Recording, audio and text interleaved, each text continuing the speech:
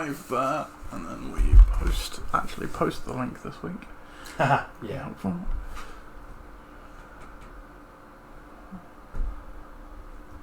And hopefully we have sound. Are you going to tell me if we have sound? We do. Good.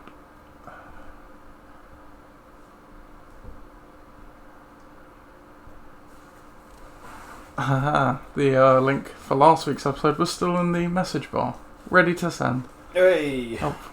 There we go. Okay.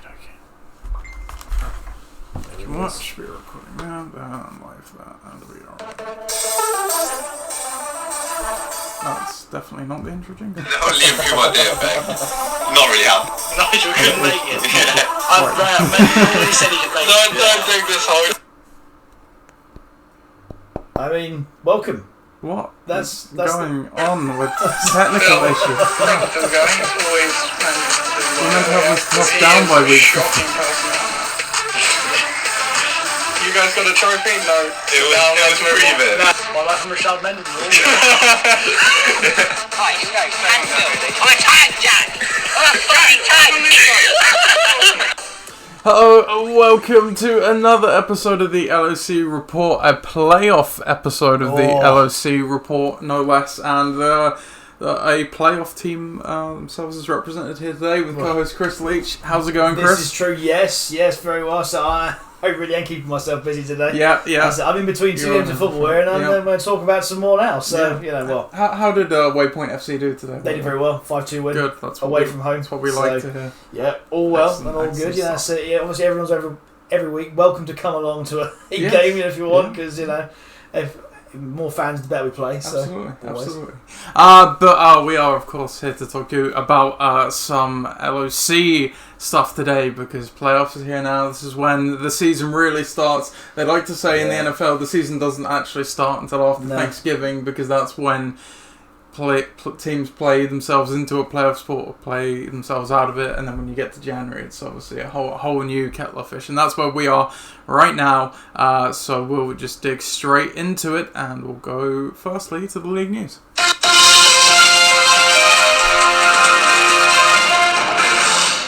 First movement we have here is Darius Slayton for Larry Fitzgerald by the Tuckfards for $17. I found this a bit interesting on two fronts. Darius Slayton has had some blow-up games over the last month or so, as we can see here.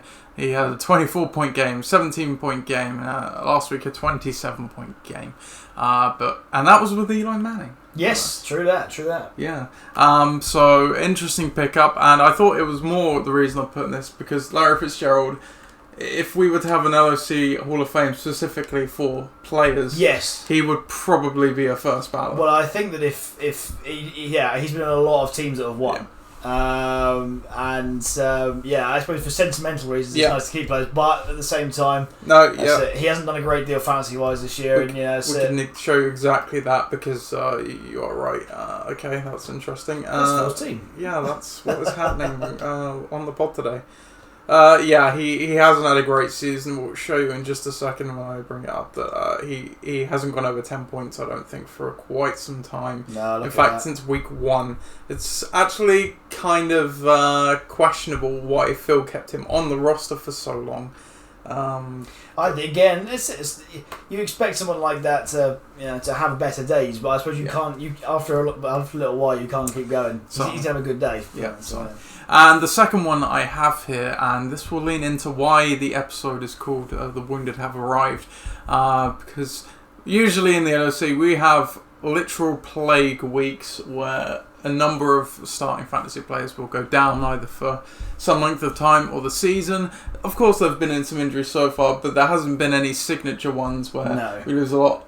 Week 14 was that worst possible time, and this obviously has lent into why you added Ryan Tannehill and dropped Mike Evans for $2. Yes, so I thought getting Ryan Tannehill for $2 was good value. I agree. Mike Evans isn't going to play again this year, so let's roll the dice. Tannehill this week. Yep. Great play against the Texans. Yep. And Dak's been struggling, of course. He's still been scoring okay, but he's definitely looking shaky. He's struggling with his health. He's got a bad hand this week. He's playing Los Angeles, which is not easy. And they've been resurgent. As in the real Los Angeles, as opposed to the fake Los Angeles. We're talking about the Rams rather than the Chargers, obviously. So yeah, and then great matchup this week at home against the Texans. Yeah. And I'd say he's been fantasy gold the last few weeks. Yeah. Completely changed the Titans' year around. Mate. As a fan, I have to say that he comes in for Mariota. It's like what's going on here? Yeah, 6-1 the Titans. But he really has invigorated that offense. I mean, it helps that Derrick Henry's also come alive. But it's all because he can keep the offense in the field. Yeah, which is hilarious. So if anyone listens to the Around the NFL podcast, Tannehill in his days in Miami was known as check down Charlie. Yeah, very much so. Just check it down to a running back or Jarvis Landry. That's all he do. Not particularly effective. As it transpires, it seems that Adam Gase is the anti-QB whisperer because Ryan Tannehill goes to Tennessee. He's done something only one other quarterback has done, and I'm really stealing from the Around the NFL podcast here. But in the 2016 season with Matt Ryan, when he was the MVP, he was the only quarterback to, I think, have a quarterback rating as high as he did with an adjusted yards per attempt of over 10 yards. Wow. And just for you, they didn't say on the show, so I had to figure out myself. I don't know what it is exactly, but my guess is adjusted yards per attempt would be adjusting for throwaways and things like that. So actually only balls that they were trying to throw. Yeah. Only one other quarterback has done that. Ryan Tannehill is the other one. Really? And he's not finished the season yet, but he's getting down close. So very, very close.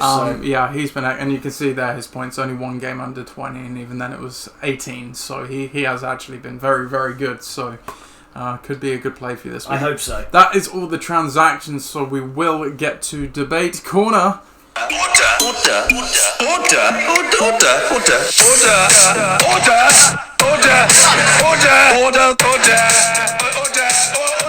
Little extended version.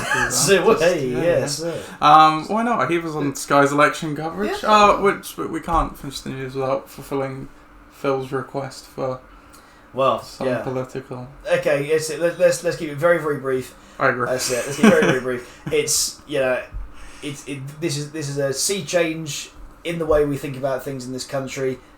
I'm really pleased that there's going to be some clarity. I'm really pleased that Labour didn't get in. I'm sure other people will probably not agree with me on that, but the fact is that they ran a campaign that was all on social media that was entirely based at a certain demographic of person who didn't vote.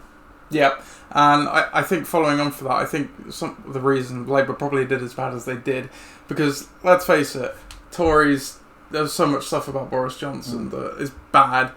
Of course, you could say the same about Corbyn, but it doesn't get highlighted as much because the media and everything, and even the BBC now is right side of that political line. Yeah. But on top of that, you have a character that many people just aren't going to like off the bat in Corbyn, and a Brexit strategy that is about as clear as mud. Because where the Tories obviously went with we're going to get Brexit done, either by the deal they have presumably or no deal, whereas Labour's was we're not going to rule out leaving, but we're also not going to say we'll do Brexit. It's hard to get behind. That was the thing, right? That was the thing, is that in terms of who they were appealing to, the Conservatives had a much bigger, much broader spectrum of people they appealed to, especially people who voted Leave, especially people who were already hardline Conservative voters in safe seats. I think that the metropolitan elite of the Labour Party forgot that outside of London, things exist outside of the 18 to 30 millennial folk that they were targeting, which they were in a big way. By the way, I'm sure that if you saw your Facebook feed for the last month or so, it's only been momentum. It's only been Corbyn, pro Corbyn. They've been going massive on that. And it didn't work. It's all these things that they were going to give away for free. They couldn't. It might have been fully costed, but people couldn't palate the fact that they wanted to spend, the last 10 years away. So that's it. I'm just pleased after all that's said and done that there will be some clarity. People probably won't like the fact that there will be a Conservative government for the next 5 years and beyond. Yeah, that's it. It's going to be done since the 2010 election. It's going to be the longest. It's the biggest majority since 1987. Yeah. it allows Boris Johnson to become someone that will be very different from the Boris Johnson we've seen so far. And I really, really, really truly believe that at least now, that's it, we can start getting towards some sort of normality. And I think this is our lives again. Regardless of what side of the spectrum you've been on, the last 3 years since the referendum result, it doesn't matter what side you're on, it's been deeply frustrating just because they've not been able to do anything either way. Yeah, massively. For better or worse, there's a government now that's actually going to be able to crack on and do things. Yeah. Not everything they're going to do is necessarily going to be good, but I think that things are going to get done and we can go back to normal. The one thing that I do hate is that there has been, and I'll finish with this because we want to get back to American football. Absolutely. That's what we're here for. There's been a bit of a start of a debate, that the Conservatives under Boris Johnson is going to be like, the Republicans under Trump in the US. It's going to be totally different. Boris just isn't that kind of leader. I'm a liberal, by the way. So before I don't want to start people getting the wrong idea. I can stomach as a liberal a Conservative government more than I can a hardline Labour government that's propped up by the Scottish nationalists, because that's just wrong. That's what it would have to be, by the way. But I just don't think that we're going to see that shift to the right as we did in the US. I certainly think we're going to see that shift towards the right here in the UK because of the amount of folk in the north, particularly and working class areas, that have voted for the Conservative government this time. So that's it. Yeah. If people are worried about their health services and things like that, I think that's not on the table right now, simply because of the demographic shift that they've been seeing. Between the last Thatcherite massive Conservative government and this one. So I do think they're a little bit more socially liberal, as it were. Sure. And we basically did Debate Corner properly this week. But we do actually have something else for Debate Corner, and it'll be a quicker one, so it's fine. I just chucked it on as a thought because we didn't question it when we expanded to a 12-team league. Division review. The possibility of just having 2 divisions again. Well, I mean, I think that would certainly improve. It would certainly improve competition. Yeah. You look at it this year and you see, there's been the 3 divisions, and I've been banging on about this for 2 or 3 weeks now. Is that you see a team like your dad's team, you see Ben Necessities down there. So they're 3rd in the division. So unfortunately, they're in a division where there's been 2 competitive teams. Yeah. But if you went back to 2 divisions, both of 6, you get 4 through the playoffs from each one. And what we could do is we spoke about the playoffs review on the other show. We wouldn't necessarily need to expand the playoffs in that case if we wanted to implement a wild card and a higher scoring team instead of 2 just next best records. Yeah, that's it. I would be all for that. I think the 3 divisions are, as it stands, are okay. But yes, there is absolutely potential for a team to that's better than everybody else to rise to the top quicker. It does create a scheduling issue that you do say that. As nicely with 12 with 3 divisions, it's nicely you play everyone in your division twice and you play everyone else once. Yeah. Clean, easy. Yep. If you go to 2 divisions of 6, you would play 5 teams twice, meaning you would only play 4 teams from the other division, which isn't necessarily a bad thing because in the NFL, lots of teams don't play each other each year. Obviously, if you play you only play 1 division from the other conference each year, so every 4 years you'll play that team again. So it's a bit more simple. And it's not as if we're going to be, facing off against the same teams every year. Because we have the division lining event, it does add that element of randomness in too. If there's something to change, I think that's one thing that needs to be looked at. There you go. Debate Corner then. So we'll go to the recaps now, and as with last week, we'll start with the playoff intrigue games. So we'll start off with this one, bucking the trend against the Tugfards. Bucking the trend faced the Tugfards, looking to rob them of the league title. The Tugfards have been leading for so long, but the others had caught up with them, and it was actually a 3-way battle for the division lead. And the Tugfards did not earn the right to claim that crown as they dropped one 64-62. Looking down the lineups, Let's go to the box score. Kirk Cousins had 15 for bucking the trend. Melvin Gordon paying off at last with 14. And Zach Pascal, a good stream as well. He got 15 to bring home the W. Meanwhile, on the other side, Patrick Mahomes did not do well in New England, which I suppose you could predict. He only got 16 points. I believe we said that in the previous show, that he should not have played him. And no one else got over 10 points. Even now, his kicker has actually since been cut from the team. That's all you need to know. Really, bucking the trend is now 1-1 all time against the top 5. Well, and buck the trend they have done throughout the course of the year. 7-7. 7-7 somehow managed to get to that record. Look, I'm not going to say that both teams here really deserved to win the game because they didn't. But let's be honest, Phil's team was monumentally underachieved in this game. Look, I think from his point of view, it's not necessarily the worst thing in the world that he's lost. He gets to avoid, what I believe in the playoffs to be the two more dangerous teams in Ben's team and Ross's team right now, just because of the players they've got available and fit.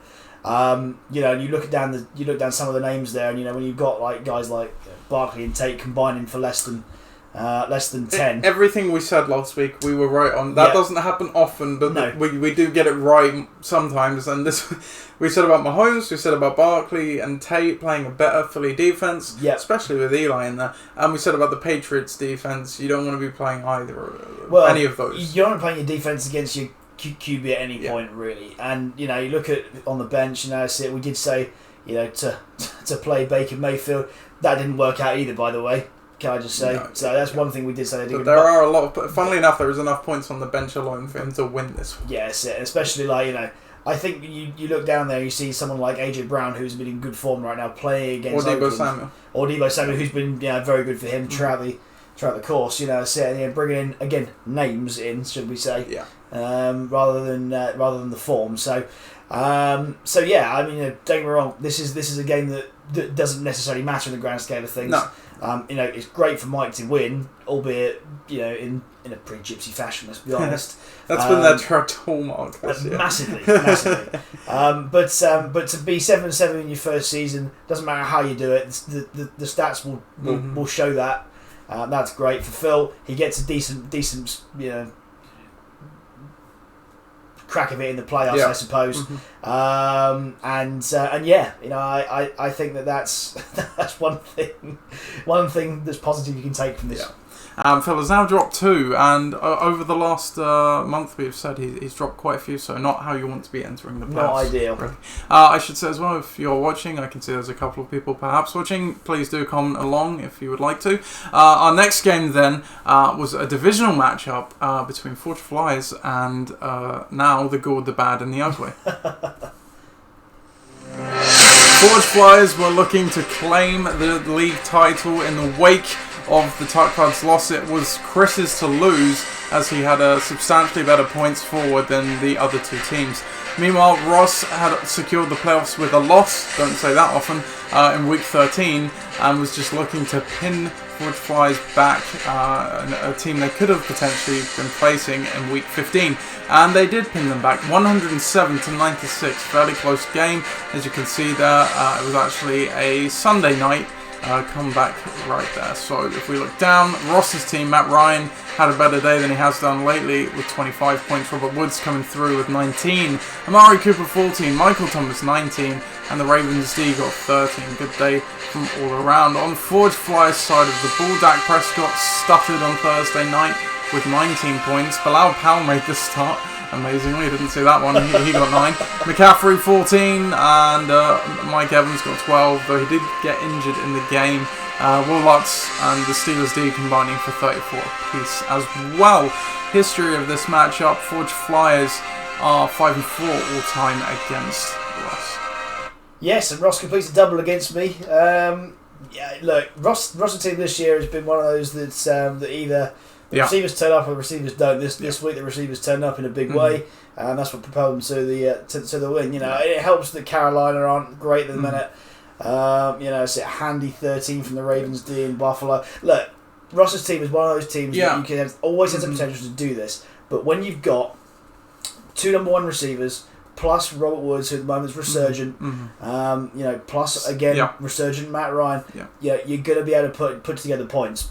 And a Ravens team that's been playing really well. They really have, yes. And we rightly criticised in the weeks previous, where Ross dropped a couple, that while one of the kind of charming parts of the way he approaches it is he doesn't change the team much, but that did indeed cost him a few games. This week he has, partly out of necessity with Josh Jacobs not playing, but he also made the choice to bench Tevin Coleman, and it paid dividends. Absolutely, and he's still got a guy like Emmanuel Sanders on the bench who, since he's been traded to the 49ers, has been absolutely dynamite. He's been hobbled by that rib injury, but when he's been healthy, absolutely. So I think that again, so you bring that into the equation, you move him out for Sonny Michel, who has been sort of phased out that offense a little bit at the moment. You bring him in, and that gives him a completely additional element. Yeah. For me, it's just a case of injury management right now. Two injured players, in fact. Bilal Powell also did get injured. He did. That's it. With a 1 week spot start while Le'Veon Bell was out, but it's kind of worth it against Miami. The one thing that I'm a little bit concerned about right now is the lack of touchdowns. That's what's sort of losing me. 96 points without a lot of touchdowns, though. Few teams can say that. Absolutely, and that's a good place, even if you're going to lose. It's not bad. No. It's not bad, but similarly, when you've got, I think, 2 touchdowns across the team plus the defensive touchdown, that's the difference here. You look at Ross's team, Ryan for 2, Woods for 1, Cooper for 1, Thomas for 1. That's where you make or break, and it's all very well having yardage, but I think that this week, as we'll see in a minute, that could change a little bit. But yeah, as you say, it's a nice floor to have. Yeah, absolutely. So with that loss, the window was opened for Ben to potentially claim the league title, which would be the first in his game against Iksan and Tom's Tyrants.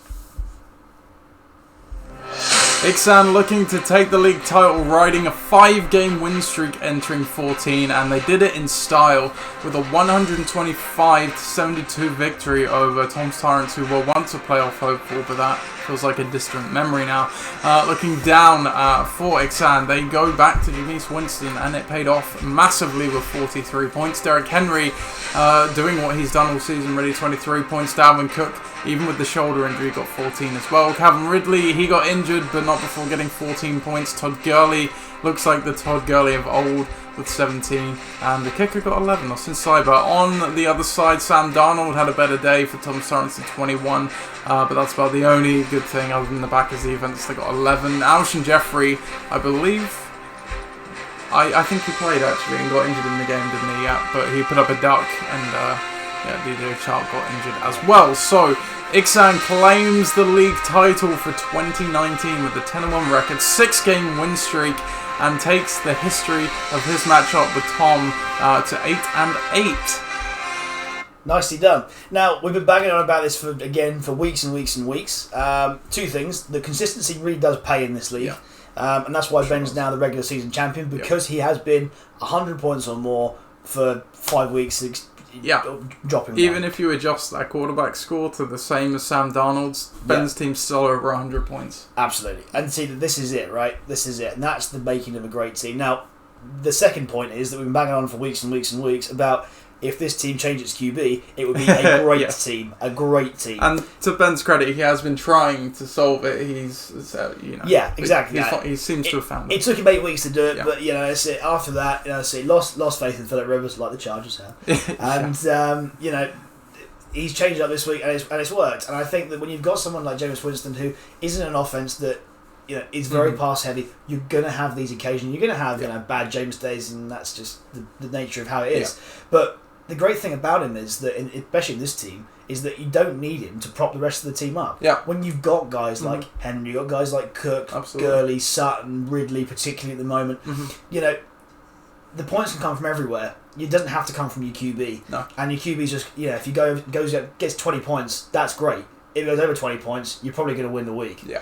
And convincingly win the week. And that's what's pretty proven here. It doesn't matter who he's playing this week, by the way. No, yeah. That's it. He's playing. He's winning. From Tom's side, it's sort of a lost year for him. In the sense that it didn't start well. It got a little bit better in the midpoint of the season, and then it's definitely died away now. Again, same problems we were talking about before. Touchdowns are an issue, especially at running back. You've got guys like Fournette and Carson who, let's be honest, they are bell cow running backs, but when their offense is behind, or so particularly in Seattle's case, they have a very leaky offensive line. And LA's run defense is pretty good as well. Absolutely. So Fournette really hasn't. We haven't seen the heights that he hit 2 years ago ever since. So if there's one bit of positive is that he's not in the consolation bracket, but Chris Godwin's the number one receiver now. So. It's very true. Then we'll just mop up the other games quickly then. So up next we have Gridiron Gang against Bare Necessities. Father and Son Bowl took place, the Stubbs Bowl in Week 14. Gridiron Gang and Bare Necessities, also a divisional game. Both these teams' seasons were over, but they were looking just to get one last bit of good news before the season ended, and Coach Stubbs Sr. got that with 112 to 79 points, locking down. Deshaun Watson had a good day with 30 in a very unexpected loss to the Broncos. Nick Chubb got 12, Edelman got 16, Allen Robinson got 17, Travis Kelce got 11, and the Vikings got 17. Very consistent team. Very obviously unlucky to not make the playoffs this year. On the other side, not actually terrible really from Gridiron Gang. Devontae Freeman got 15, Lindsey got 12, and Hopkins got 19. What let them down was, obviously there's a few players there, but really Brady, he only got 12. And look at the bench. Oh dear. It's not. Oh dear. Breeze was playing San Francisco, but he got 50 points at home in one of those once in a blue moon games that would have given them the win, but it still would have only been by, let's do some quick math here, 38, 117 to 12, so it would have only just sneaked it. History of this matchup now, Bare Necessities are 13-6 all time against Gridiron. Look, from Dave's point of view, if Breeze had played and blown out again, he keeps getting blown out by QBs. So I suppose it's sort of a bit of justice for him this year. Look, that team over there does not deserve to be where it is. It deserves to be at least in the consolation bracket, but it's not. And again, it's because he's been on the sour end of some massive performances from key individual players. I think that team that he's assembled this year is more than good enough. To have gone further. And it's just a damn shame that it hasn't quite worked out for him. And as I say, in any other division this year, he's either winning that division or he's in the playoffs. Sure. From your point of view, it's definitely a lot better than the second half of the season. So we're not talking about getting completely beat down. No. Albeit in that there, you see the top half's pretty good, the bottom half's pretty bad. But then again, that's it. That's the top determination of your season. So let's clear that slate. That's it from both teams really. One's unlucky not to be anywhere close to the playoffs, and you're just happy that the season's ended. Yes, pretty much. So our next game then we have the Dream Team against Pakistan. For two teams whose season started so poorly, it was quite nice they both entered this one with 6 wins, and one of them would be fortunate enough to finish the year at 500. That fortunate team was the Dream Team, who actually did have the highest points in the week, 130 to 67. Looking down for the Dream Team, Carson Wentz got 24, Elliott 21, finally firing. Joe Mixon, talk about finally firing, he got 25. Zach Ertz 21, and the Colts D15. Great day there for Pakistan. Quite disappointing. Josh Allen against Baltimore at home. Even though he was at home, we felt it was never going to be go well. He only got 13. Terry McLaurin got 12, and Michael Gallup got 11, and the kicker Butker got 11 as well. But not a great day for Pakistan. So the history of this matchup for the Dream Team is now 6-1 over Pakistan. Yeah, it's one of those seasons for Pakistan. The season started badly. He had some bad players, and then just kind of got worse from there. Believe it or not, before this game actually started, this team they had exactly the same record as the Dream Team. They had almost the same points scored as the Dream Team. But obviously that's very different now. It's another one of the years for Pat. Started bad in the draft and just got worse from there. For Viv, that's it. It couldn't have got any worse in the draft because he wasn't there. So, most of this is fortunate, but look, it's a little bit too little, too late for some of these guys in this team, and some of the things that he's done have been useful across the course of the year. Look at Kenyon Drake in there, but largely it's what was what was sort of handed to him at the beginning of the season. Absolutely. It's just a damn shame that that Cincinnati haven't chosen to use Mixon until the last 3 weeks. I think it's more that their O-line was bad. It still is bad. Exactly, it's still bad, and they've been on QB roulette for a little while. Yeah. Yes, but exactly. They've realised that so he is a useful. Oh yeah. He's the only useful component in their offense, and that's why it's there. Yeah. It was a bit of a pounding game for Zeke, and Carson Wentz has been, consistently inconsistent. Yes, that's a good way of saying. But at the same time, when he comes good, he's really good. And then 129 points around the season out for Viv. Well, maybe not. Well, the regular season anyway. He's in the consolation bracket now. So it's still salvageable. But yeah, so two very similar teams that just didn't go quite well on the day. Yeah. And finally, for the last time in 2019, the Detonators took on UR Gold. The Ollie Bowl took place in week 14, and Ollie Burdett was the one that came out on top, 112-65.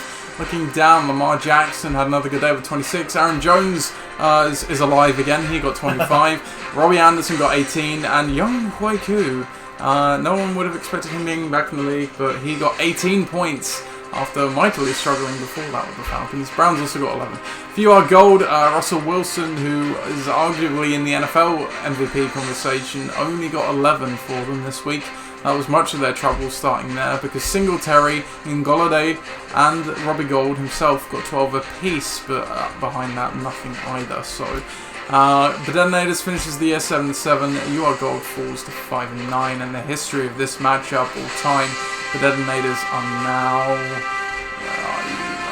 3-3 all time against the other Ollie. That's it. Equal in the Ollie Bowl, but not equal here. No, a lot of what was good about UR Gold, or whatever they're called every week, their season sort of depended on Russell Wilson doing very well early on. Basically a similar model as the Detonators. Largely. Very reliant on the QB. Yeah, very, very reliant, albeit they haven't got another big-time player. I mean, so you look at Julio as a bit of sort of shadow of himself. Yeah, we can bring that up. It's last time Dirk Cutter was the coordinator for Atlanta, it was much the same story. Got plenty of yards, but none of the touchdowns, and history repeats, as you can see. Not a touchdown since week 3. That's it, big problem there.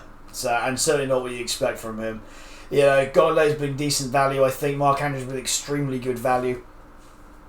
Montgomery, if we want to use that term again, consistently inconsistent, turns up occasionally but not enough, and Singletary's a rookie that's going to go big. If you get rid of Frank Gore out of that offense, which will happen.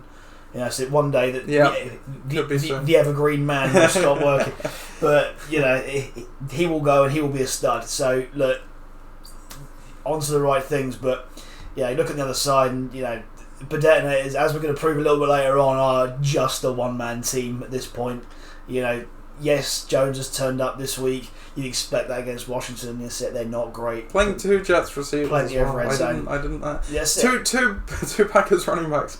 2 Jets receivers. 2 Jets receivers. Say no more. One of the Jets receivers was going to do well against Miami. It's just again, it's hedging your bets, especially when you've got Lamar. You can do that. You're in a nice position. Tyler Boyd's, the only fit receiver there, and fair enough for playing.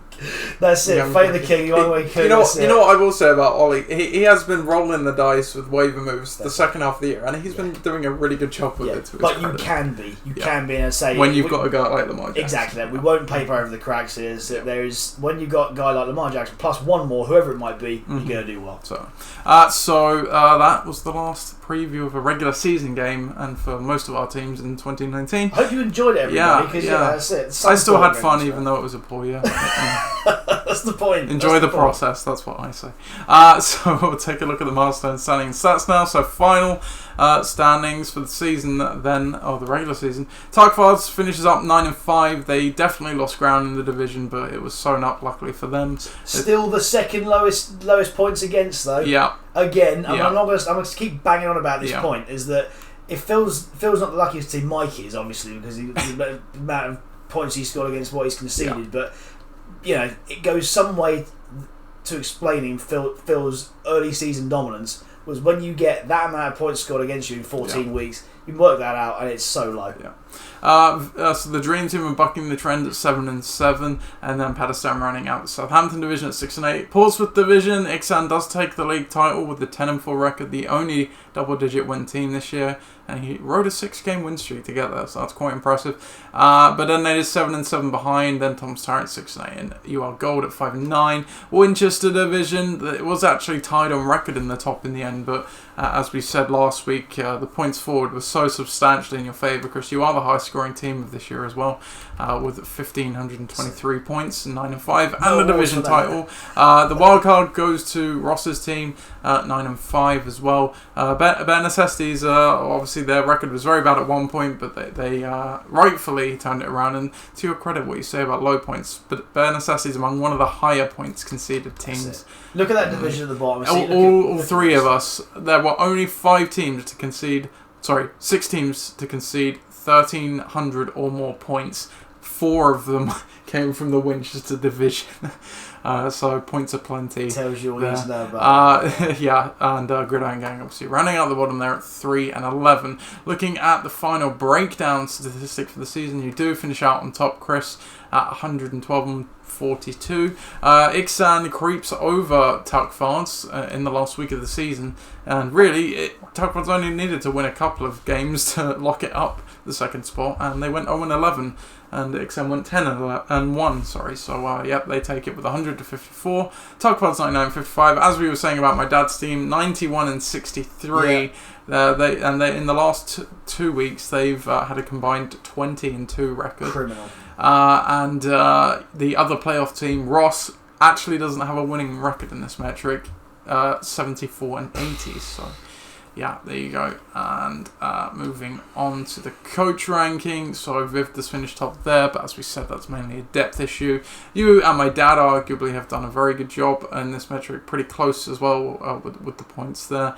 Nothing else really interesting in the top end, but the bottom end, obviously, I've got significantly worse in the last 3 weeks. I've left over 100 points on my bench. You can see plummeting down this ranking, and Tom as well eternally at the bottom of this, leaving nearly 350 points on his bench over 14 weeks. Probably could have done with some of those. That's it, yeah. And the final 2 rankings, you are of course top, Chris, with nearly full marks in all categories. Ben is a little bit behind you there as well, as is the Tuckfards. And then Ben Necessities again finds himself in number 4. They will be feeling a bit cheated. But Ross's team also has done quite well. They've got a total score of 30 there. So, and then we go to the win-losses. There are a few changes after many weeks of the top 3 teams having a chance to really secure the highest wins of all time. As it turns out, it finishes as it started, and Bare Necessities still holds on to it for, well, depending on the playoffs, at least another week, sort of single-handedly. But Tom isn't going to challenge it. Phil does have a chance still to either tie it, or if he went all the way, lead it. What a way to finish the year. Well, yeah, quite. So talking about round numbers, though, Phil did notch his 70th regular season loss with that week 14 loss. Anything else nice and round there? Coach Gardner notched his 30th career loss as well, and regular season loss to boot. Nothing else in the all-time statistics, and we can flash up the accolades, and I apologise, Chris, because I forgot to... Oh no, I did put it on view, high scoring team, there you go. So we're talking about playoff appearances first. So Phil notches his 6th playoff appearance, which is now a standalone LOC record, as Coach Wells, who retired, had 5. Congratulations, Phil. Yeah, but this is the thing that matters. Yeah, you now single-handedly own this first playoff appearance since 2014. We also have Coach Sherwood, who's moved up to 5 as well. Literally the 90s Buffalo Bills or the 80s Cleveland Browns. That is what Phil is. Literally. You can see the 2 runners up right there. Will it be 3? Will he even get there? We don't know. And Viv also has the 5 playoffs, I should say, as well, along with Ben now. And this is his first playoff appearance since 2016. Chris, you have got there for the 3rd time to the playoffs, and your last appearance was 2017, of course, when you won it. And Ross makes his 2nd appearance in the playoffs, first in 10 years. 10 years. Since the first year of the league. only coach to unretire and make a playoff appearance is what he can say. There you go. Well, that's it. It's, again, stand alone, as you say. Regular season champion goes to Ben, which is his first. And division championships, Phil gets a third. Ben gets a third as well, and you get your second, Chris. And of course, as well, the highest scoring team, you get another one, and your first was in 2011. So some nice accolades there to go around. And the awards will reveal the nominees on next week's show, and then probably in our Corona Bowl recap episode, we'll read out who won it, as well as on the night if anyone turns up. Absolutely. So I think that's it for the standings. So we'll just go to the previews, and we're not going to bother with consolation games, though they do matter. So for final standings now, if you recall, so there is incentive to keep going. But just on that, the bottom 4 teams, I think, so seeds 9 to 12. Are not in the consolation bracket. I don't believe. No, they're not. Which is Tom's Tyrants, which is quite hilarious when you consider they won a playoff race only 2 weeks ago. Gridiron Gang. Ben Necessities did squeak into it, in fact. Pat's team isn't in it either, and neither is You Are Gold. So, we'll start with the number 1 seed, shall we, against the number 4 seed. So the league winner against the wildcard team, Ixan, against the good, the gold, the bad, and the ugly.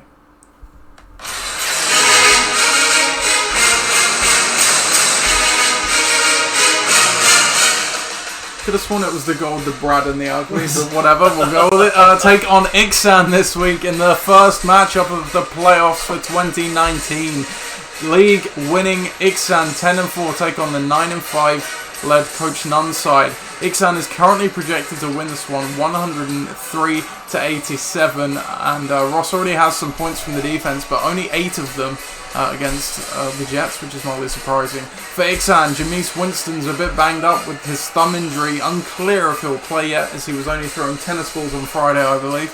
Derrick Henry questionable as well. He's been had a bit of a hamstring problem for the last few weeks, but I expect him to suit up as well. Other than that, I think George Kittle is coming to the lineup for Calvin Ridley, who is, of course, now on IR with his injury. Marvin Jones also on IR. You can get rid of those guys if you want. Ben, for Ross's side, at the moment, they are looking... Oh, no, Emmanuel Sanders has come in for Sony Michel.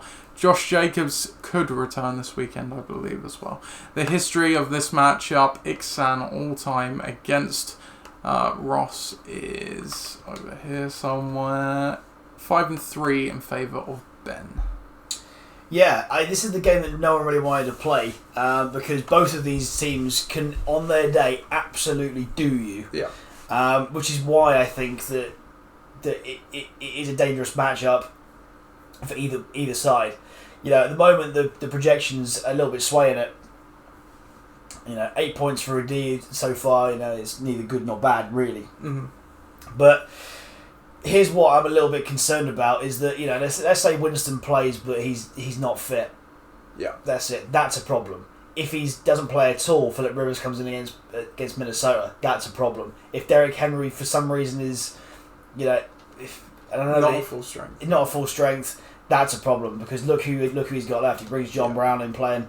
In Pittsburgh. A tough Pittsburgh. That's it. And that's not easy. And Henry's obviously in a crucial game for the Titans. Very much so. For a race for the title.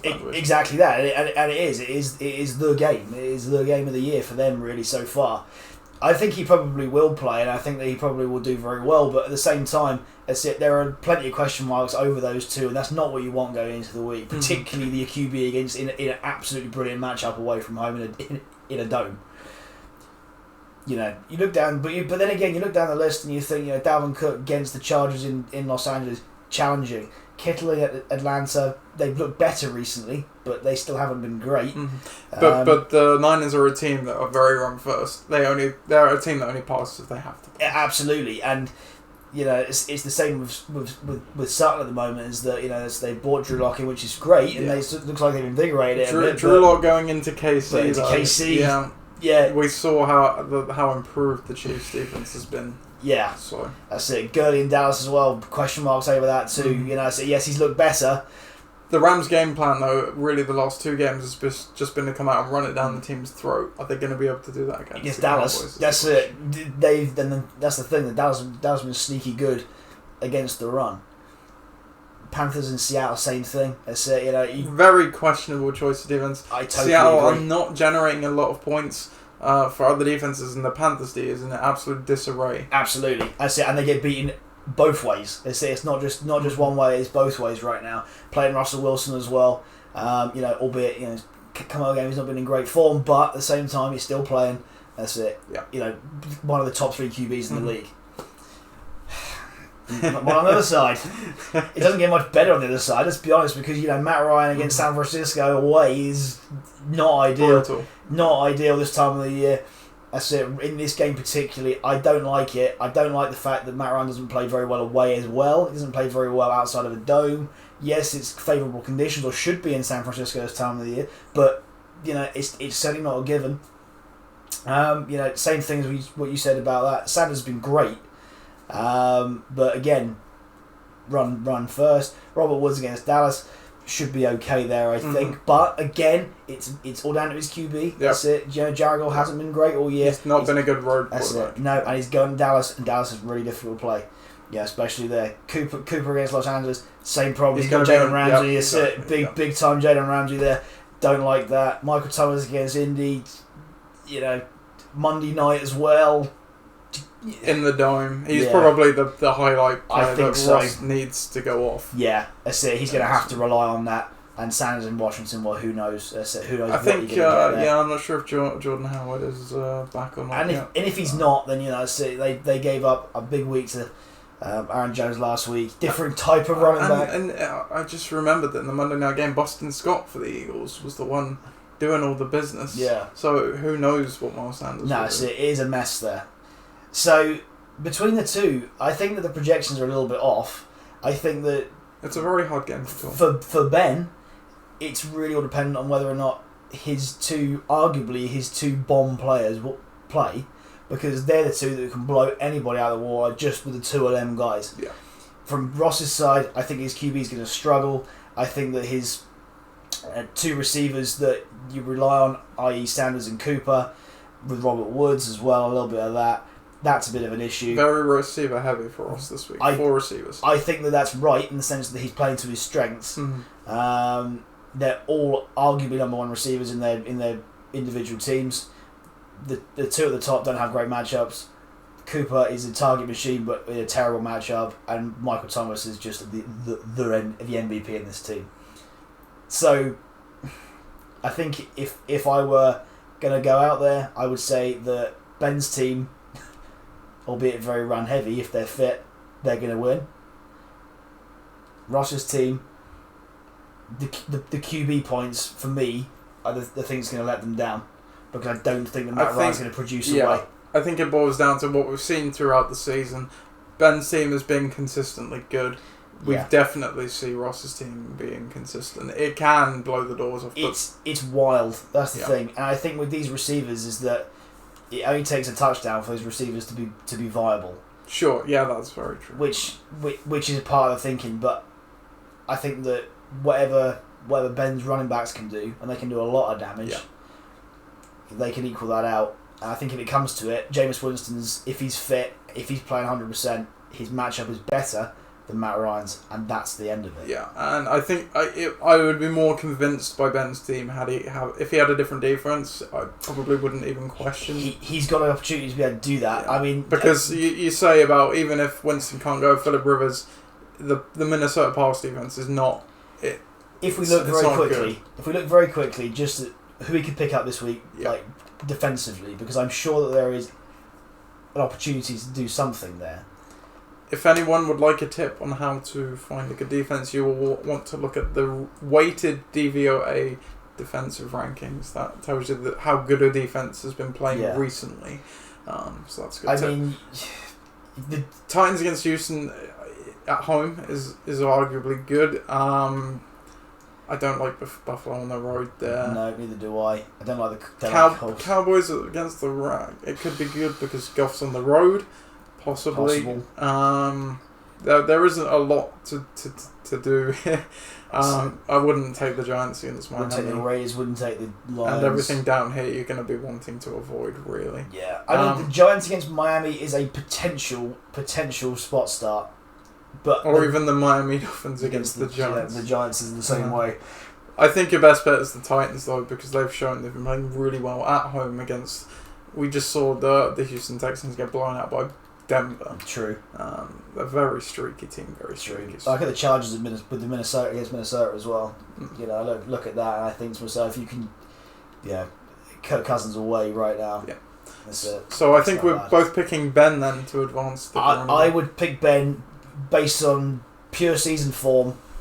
Six games on the trot. Yeah. Can't forget about that. But only if those top two are fit. Sure. If he starts moving things around, it gets very, very messy very, very quickly. Sure. And then our next game, then the other playoff matchup, we have Forge Flyers against the Tark Files.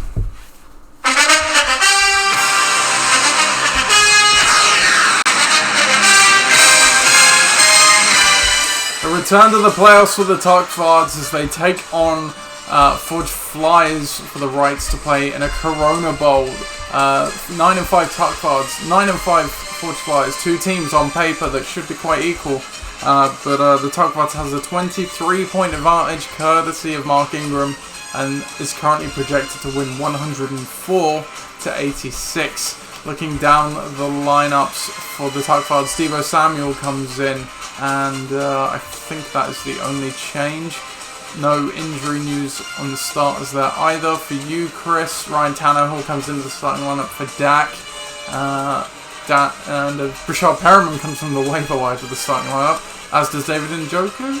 He was on the bench last week. On the bench, so he comes in favour of guys that have been dropped, possibly, as well. Mike Evans, who's gone. Mike Evans is gone.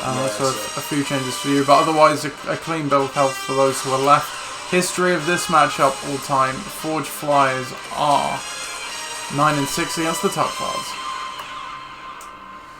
Yeah, look, this week for me is quite tough in the sense that some premier players have really been knocked out of the game.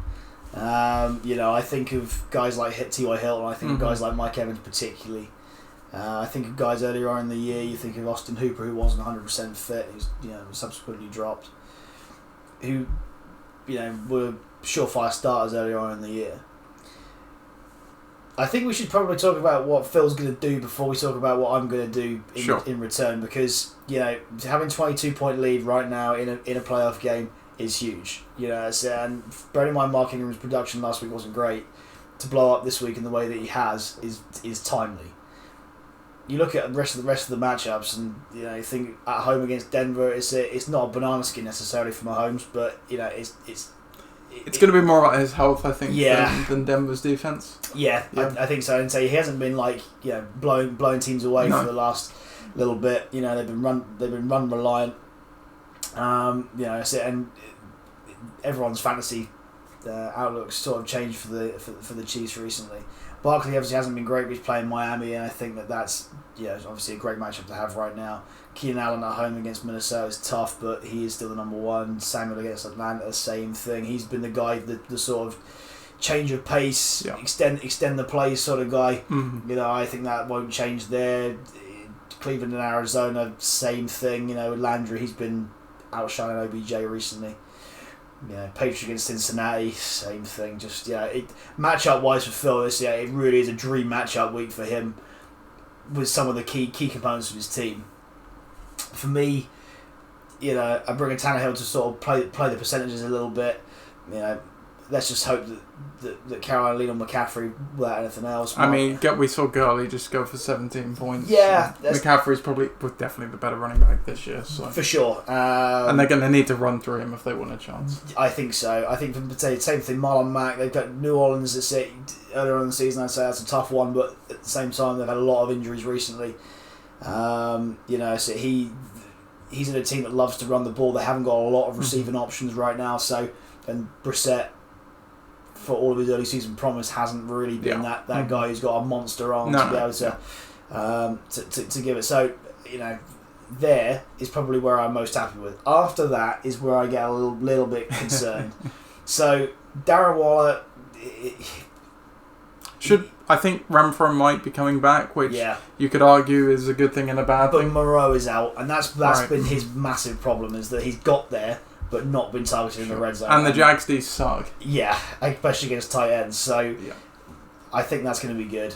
Then it comes to the components of a bit of luck. I think Njoku against Arizona, obviously they've been terrible against tight ends all year. So you'd like to think that is going to be the plus matchup there. Will Lutz at home. Yeah, I think that's no problem. Steelers playing Buffalo at home, I think it's no problem. I've got one problem, which is the other player, which is the type of flex, which is, I got Perriman. If Perriman's not fit, then I got Sterling Shepard. No, I got Sterling Shepard. Then I've got either Hollister or Jack Doyle to come in. I don't like the matchups there. I don't like playing Jack Doyle against New Orleans. I think that's going to be tough. I don't like playing Hollister because he hasn't been the guy that everyone expected him to be fantasy wise.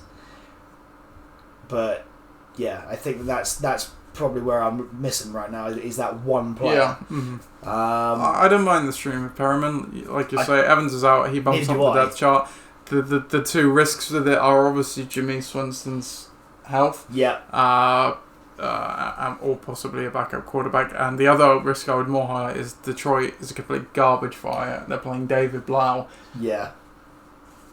Bruce Arians knows Winston's streakiness, let's say. He's just probably going to try and kill the game by running the ball. That's it. And so then I bring in Sterling Shepard against Miami, and that's not a terrible matchup again. No. So either one of those two. But look, at this point of the year, you have to go with the fact that he's already got a 22-point lead as well. Yeah. You have to go with Phil, because if you don't go with him at this point, in a week where he's got so many plus matchups in so many key positions, you'd be silly not to. You'd just be completely blind to the fact that makes a hell of a difference. For me, I'm quite happy to get there, to be honest with you. I'm trying to get across the line. If somehow, my team of walking wounded can get a result, I'd be ecstatic. Mm-hmm. I wouldn't feel quite so happy about getting to the final, playing Ben, who's 100% fit, who I think, if we predicted that we'll get through. And I think that might well kill the competition. So if I'm gonna be brutally honest, I'm expecting Phil to win. Mm-hmm. I would love it if my team got through. Yeah. But as it currently stands, I just don't see how. While Phil might not necessarily have, I don't think they're necessarily great matchups, but they're definitely not the worst either. I think more the problem with Phil's team has been big name players that have not played up to that name. Ingram is the only player on his team, I think, that really has lived up to and arguably exceeded where he drafted him. Barkley's been a train wreck because he's been injured. Yeah. And Miami aren't a slouch anymore. So, Keenan Allen's not been playing well because Philip Rivers hasn't been playing well. Deebo Samuel could easily, that Niners offense beat you on so many different fronts. Mm-hmm. So it's easy to see him fall out of the game. Jarvis Landry has also been a great bright spot. He's been better than OBJ this year, but he's also getting a lot of attention. Will Patrick Peterson go with him? And the Browns as well certainly haven't been amazing either. And we've already talked about Mahomes. So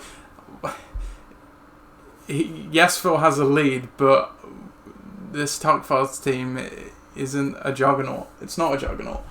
No. Your team's not either at the moment. It was a few weeks ago, and how times change, as we say. But you still have an absolute stud in McCaffrey.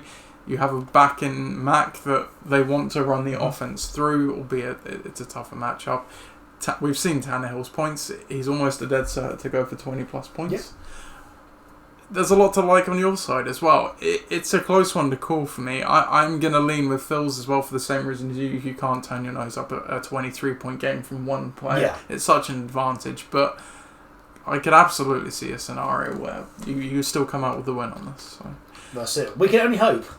We can only hope. And Phil's tears will taste ever so good if that does happen. Well, that's it. I don't like to see a man cry. No one likes that. So that is the previews. So week 15 coming up. If you want to watch the games at the moment, you're welcome to. If not, we will obviously be back next week to recap this week 15 and preview Corona Bowl 11. Aren't you excited? And we'll also look at the award nominees as I finish work on Monday about noon. So I will actually have time to do that, which is nice. Other than that, Chris, you are going to see another complete train wreck that is West Ham. Yes, I am now, yes. Be prepared to hear many moans and groans. That's plenty. But I hope we actually can do something positive for once. So, good luck in fantasy this weekend. Nobody's playing me, so I don't really care how you do. Unless you're playing me. Yeah, unless you're playing Chris. But,